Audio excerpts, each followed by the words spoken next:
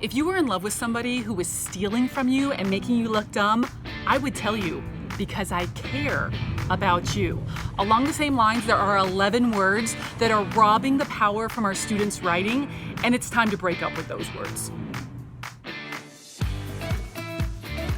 All right, hey everyone, today we are talking about literary analysis writing and the 11 words that I caution my freshmen are just no good for them. It is time to break up, dump these words. All right, before I get into my list of 11 words, just a heads up, if you're a middle school teacher, you can let the love affair linger for your kids because that's developmentally where they are. But these are materials I use with my high school freshmen, and the power of their writing voice is immediately tripled when they dump these words. Here we go.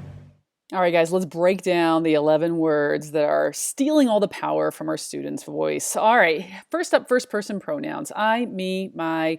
If you've graded essays for more than 5 minutes, of course, you've come across these. The kids use them as filler because basically they don't know how to start their sentences, and so they'll give us things like, in my experience, I've learned that, or in my opinion, I believe that the author might have been saying, and if they can just boil away the first-person pronouns, the sentences automatically double in power. So instead of things like, I believe the author intends, I teach them to strike the beginning and just give me things like, the author intends. Now, a little warning here.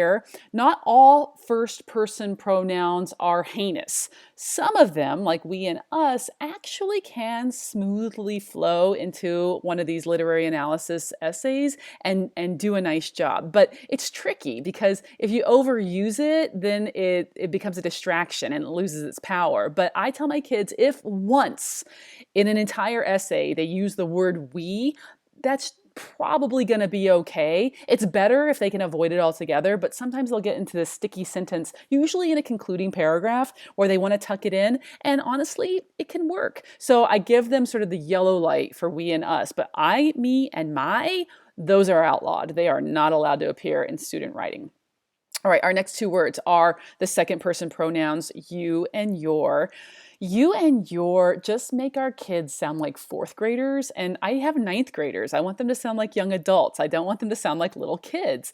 And addressing the reader directly with second person pronouns is a surefire way to make you sound young. And that's not what we want in formal essay writing. So I have them look at the example. By the end of this story, you discover that, and you could just say, in the end, the reader discovers.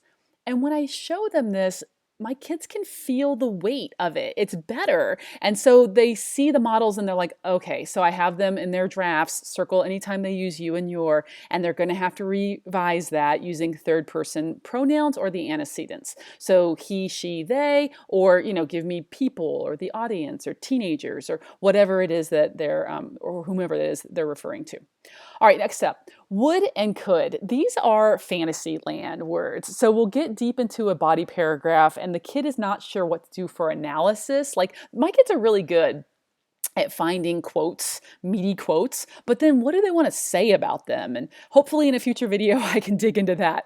But would and could get them into trouble because instead of analyzing what actually did happen, they go into this strange alternative universe and they give me things like, if the narrator would have shown more bravery, then he could have blah, blah, blah. And I'm like, wait, he didn't show bravery. He's a coward. So let's analyze that. Stay right there and analyze that thing instead of going into La La Land. So it's a way to get them focused. And also starting a sentence with if is also pretty troublesome, but that's I guess an issue for another day. Just let's get rid of would and could for now. And instead of using fluffy filler sentences like the second one I have here, one of many possible messages that the reader could discover is that, oh my gosh, how bloated is that? Just say, the reader discovers. And get on with it. So let's get rid of the filler. Let's get rid of, La La Land, and let's actually analyze what truly happened in the story. All right, our eighth outlawed word is should. Basically, they sound like teenage Dr. Phil giving advice. It's very preachy. It's got this, what the character should have done is this, or he could fix it if he would do this. Oh, there's wood. So I have Holden Caulfield. Obviously, that kid needs some advice, but let's not give it to him. Instead, let's analyze what the character's actually doing instead of giving a sermon or, Dr. Phil know-it-all advice. A warning sign here. I gave you a yellow light on this one. Some of my really savvy writers, they'll violate the spirit of banishing should by being clever and using the word needs to. The character needs to realize, but that's just the same problem as before. And then sometimes they'll do it with must. The character must. And then here's the crazy thing, sometimes it works. So it's just so tricky. I just basically tell my kids, avoid should. And if I can switch out whatever word you're using with should, I'm probably going to ding you on that too, because you're not giving deep analysis of what did happen. You're advising. So don't turn into psychotherapists. All right, words 9 and 10 are may and might, just because they're so wishy-washy. This just screams of insecurity in the writer's voice when they're using may or might. The author might be trying to say that. No, the author's saying, or the author declares, the author believes. It is clear the author believes, and just get into it. So don't backpedal. And I feel like may and might are the sort of wimpy words that our kids default to. An exception here, obviously, I'm talking about might as a verb, not might as a noun. Some of my freshmen get a little hung up on that. So I'm like, just be clear, I'm talking about the verb form. All right. And my last word, what do you think it is? My last outlawed word. Could be so many. It's how.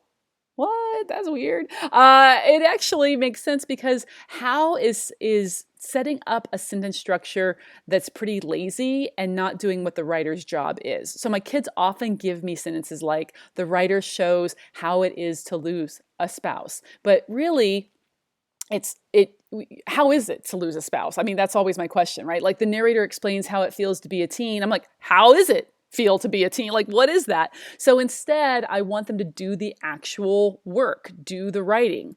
So instead of the narrator explains how it feels to be a teen, the narrator helps the reader feel the fear and uncertainty that fog the typical teen's mind. Oh, well, that's much more specific. Now I see what the narrator is trying to get at. Whereas before, I was left to do the work and fill in those mental blanks, and that's not fair. So as the writer of the essay, our students have to do the heavy lifting so that the reader doesn't have to. All right, so those are my 11 words. Now you might have pet peeve words like very and really, and I'm right there with you. Like those words gotta go. But these 11, if they can fix these, suddenly the structure of their thought pattern is strengthened as well. So that's why I focus on these 11 and then I deal with the others later. All right, so after I've given them this lecture of the 11 words and they've written them down in their notes, then I have an exercise that I do for reinforcement. So this is not a slide. This one is actually the handout. And if you click down in the description, you can have all this stuff. There's a link to follow for you to download it. Excuse me. Excuse me. So this is the power of words, which is the practice round. So I'll give them this handout and they can either do it solo. You could give it to kids as homework. I usually have my kids do it in teams of 2, and they're going, and I tell them that these are 8 sentences that kids in previous years have written in papers that I've grabbed and they're going to revise. That's a white lie. These are actually sentences inspired by former students' work, but I wrote these sentences just to kind of focus the issue. But it doesn't matter. They're going to revise. So they'll do the work, they circle the outlawed word, and then they give a revision.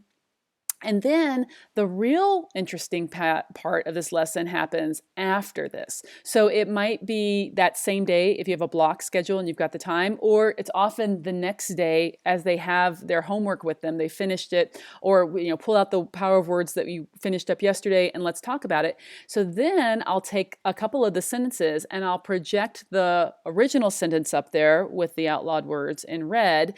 And then I ask a student volunteer to come up and write their revised version. And then the student volunteer writes the fresh sentence up there. And then we talk about, is it better than the original? why, what's improved. We really discuss it and pick into it. And then we say, is there a way to strengthen the student volunteers sentence? And we'll do a little revision round as a full class up there. And then I'll show them one possible, revision that I wrote that, we can compare. And oftentimes the student volunteer essays and the ones that we've massaged as a class are better than my revision, my suggestion. So I have in the slide packet that you'll download, I have this along with the white space in the middle for your student volunteers to write their revisions up there. I did it for all 8. I probably wouldn't do all 8 with my class. 3 gets the job done. You could just ask them, do you want to pick which 3 sentences we're going to look at? And then you'll have the slides here for them for that. All right, so those are the slides you can download. And then, feel free to add more words to this as the year goes along, but the 11 words are a pretty good starting spot. The only exception, of course, is if our kids want to use a slice of text that has some of those outlawed words in it. They are welcome to do that as they're placing concrete details into their body paragraphs. The authors that we study are allowed to use these no good words, but my kids, when they're analyzing them, are not. So I sort of equate it to breaking up with that former flame, that one that was comforting but just bad for you. You will grow so much in your personal power and your voice on the page when you say bye-bye to these words that are not doing you any favors at all. I hope this is a helpful concrete tool. Hey, have your kids try to rewrite a couple of these sentences and see if they aren't impressed with how much older and wiser they sound on the page. All right, that's it for me this time, you guys. As always, I'm begging you, like the video, subscribe to the channel, spread the word, tell other folks what we're doing over here. That would be great. All right, I'll see you next time. Bye.